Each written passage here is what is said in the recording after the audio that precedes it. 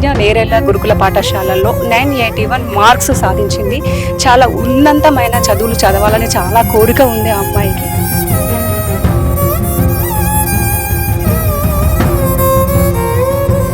అందుకు ఇక ఏం చేయాలో నాకు కూడా అర్థం కావడం లేదు, కానీ నేను చేసుకుంటేనే బ్రతికేదాన్ని. ఒక కూలి పని అంటే మిషన్ కొట్టుకుంటూ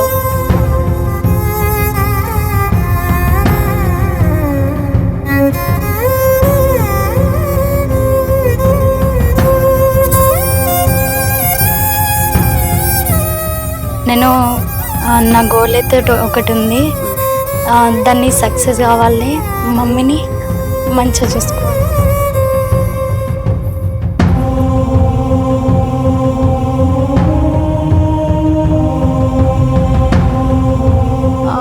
మమ్మీ మిషన్ కుడుతుంది. ఆ డబ్బులతోటి నేను నా గోల్ రీచ్ కాగలను అనే నమ్మకం లేదు.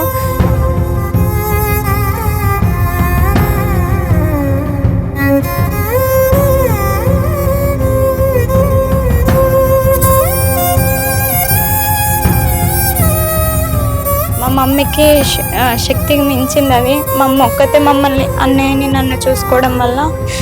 సో నేను ఒక మంచి పొజిషన్లో ఉంటే మమ్మీని నేను బాగా చూసుకోవాలని కోరుకుంటున్నా.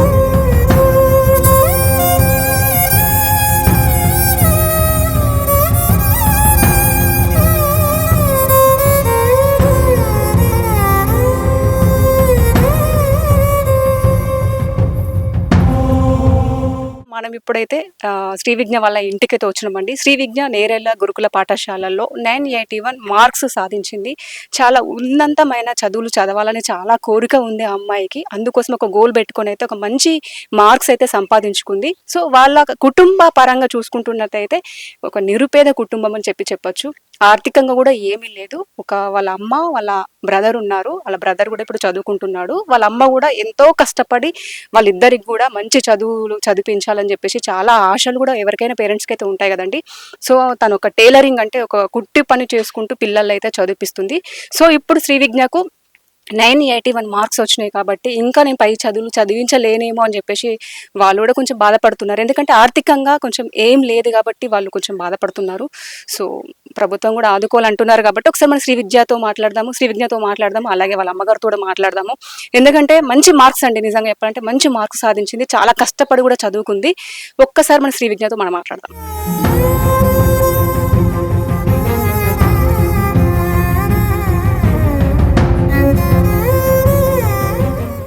సో ఇక్కడ శ్రీవిజ్ఞ వాళ్ళ అమ్మగారు కూడా ఉన్నారు. ఒకసారి మనం మాట్లాడదాము. ఆమె టైలరింగ్ చేస్తుంది ప్రజెంట్ అయితే.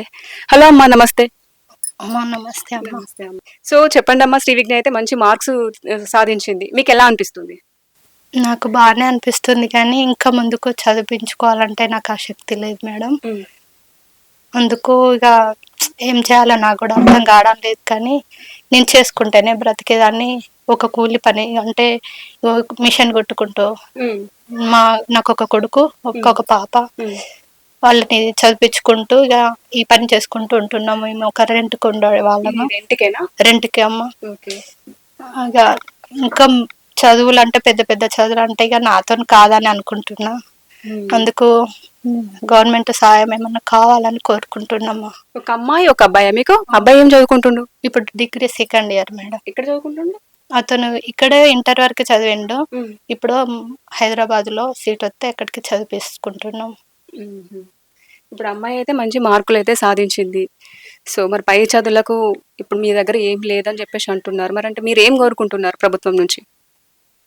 ప్రభుత్వం అంటే శ్రీవిజ్ఞ పరంగా చదువు విషయంలో ఏదన్నా సహాయం చేయాలని కోరుకుంటున్నాం. ఈ యొక్క కుటుంబ మిషన్తోనే బ్రతకాల కనుక నేను పిల్లలకి పెద్ద చదువు అయితే చదివించుకోలేని శక్తిలో ఉన్నాను. అందుకు నేను గవర్నమెంట్ నుండి సాయం కోరుకుంటున్నా. పిల్లల పట్ల చదువు విషయంలో పట్ల మరి పెద్దవాళ్ళు ఏమన్నా సాయం చేస్తారని, గవర్నమెంట్ నుండి ఏమన్నా కావాలని నేను కోరుకుంటున్నా. ఈ యొక్క పని వల్ల నేను ఈ యొక్క పోషణకి ఈ యొక్క రెంటులకి, పిల్లల యొక్క మరి మిగతా యొక్క ఖర్చులకి ఇంతవరకే కానీ ఎక్కువ నేను సంపాదించలేను. అందుకు మీ యొక్క సాయం నేను కోరుకుంటున్నాను మేడం.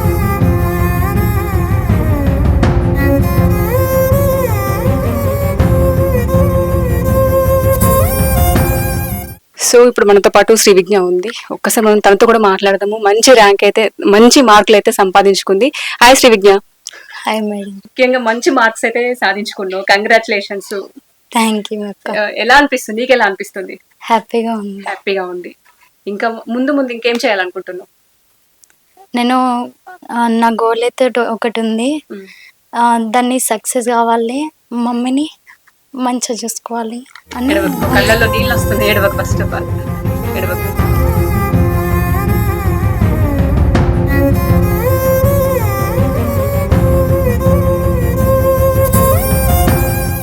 నేను ఫస్ట్ ఇయర్లో టీజీఆర్జేసి నేరెల్లో జాయిన్ అయినా. ఇప్పటి వరకు సెకండ్ ఇయర్ కూడా అక్కడనే చదువుకున్నా. నాకు అక్కడ మేడమ్స్ అండ్ సార్స్ మంచిగా చెప్పిళ్ళు. వాళ్ళు ప్రతిరోజు మోటివేషన్ చేసేవాళ్ళు. వాళ్ళు మోటివేషన్ చేయడం వల్ల, వాళ్ళు మంచిగా క్లాసెస్ చెప్పడం వల్ల నాకు మంచి మార్క్స్ వచ్చినాయి. సెకండ్ ఇయర్ ఎంపీసీ అయిపోయింది. మొన్న వచ్చిన రిజల్ట్స్లలో 981 వచ్చినాయి. మేము ఇక్కడ అగ్రహారంలో రెంట్కుంటాం. ఫస్ట్ నుంచల్లే ఇక్కడ 6th క్లాస్లో మేము ఇక్కడికి వచ్చినాం. అప్పటి నుంచల్లే ఇక్కడ రెంట్కుంటాం. మమ్మీ మిషన్ కుడుతుంది. ఆ డబ్బులతోటి నేను నా గోల్ రీచ్ కాగలను అనే నమ్మకం లేదు. ఇంకా మనీ కావాలి. సో నేను చిన్నప్పటి నుంచి మా మమ్మీ కష్టపడడం, ప్రతి ఒక్క సిచ్యువేషన్ని నేను దగ్గరుండి చూసిన. సో మా మమ్మీకి శక్తికి మించింది అది. మా అమ్మ ఒక్కతే మమ్మల్ని అన్నయ్యని నన్ను చూసుకోవడం వల్ల. సో నేను ఒక మంచి పొజిషన్లో ఉంటే మమ్మీని నేను బాగా చూసుకోవాలని కోరుకుంటున్నా. సో నా డ్రీమ్ సక్సెస్ కావాలంటే గవర్నమెంట్ని నేను హెల్ప్ అడుగుతున్నా.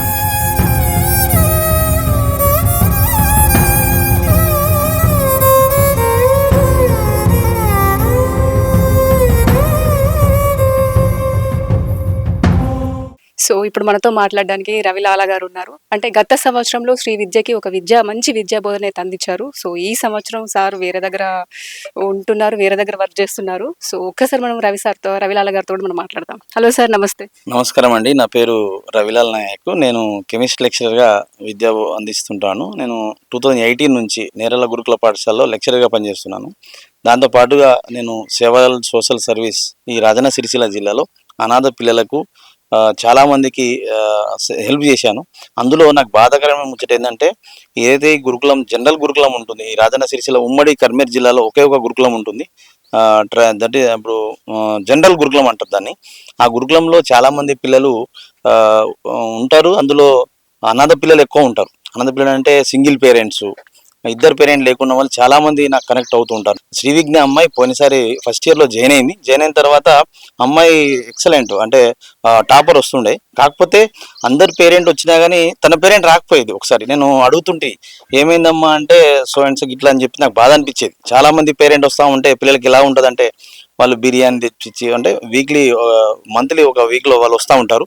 కానీ ఈ అమ్మాయికి తను రాకపోయేది. ఎందుకంటే ఎందుకు రాదు అంటే, మా అమ్మ ఒకరోజు రాకపోతే ఆ రోజు వచ్చే కూలి పనితోనే ఆ కుటుంబ పోషణ కష్టమవుతుంది సార్ అని చెప్పేసి చాలా బాధతో భావోద్వేగంతో చెప్తుండేది.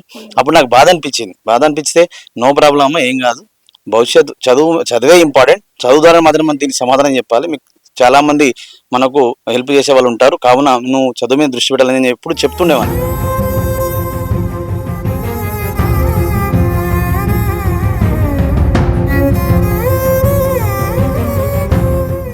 సో చూసారు కదండి, శ్రీ విజ్ఞ వాళ్ళ ఇల్లు అయితే ప్రజెంట్ రెంట్కే ఉంటున్నారు. ఆర్థికంగా కూడా మనం చూసుకుంటున్నట్టయితే ఆర్థికంగా కూడా ఏమీ లేదండి. వాళ్ళ అమ్మ ఒక కుట్టు పని, అంటే మిషన్ కుట్టుకుంటూ అయితే ఇద్దరు పిల్లల్ని అయితే కష్టపడి కూడా చదివించింది.